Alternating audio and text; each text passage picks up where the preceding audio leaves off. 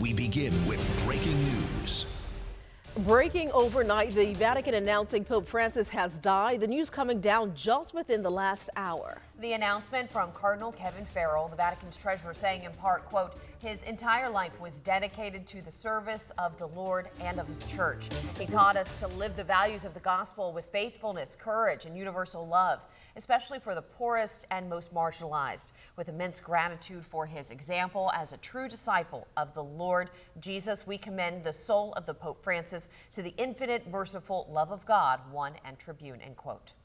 Now, over the weekend, Pope Francis appeared on the balcony of St. Peter's Basilica to celebrate Easter services. On Sunday, thousands gathered at St. Peter's Square as the Pope wished them a happy Easter.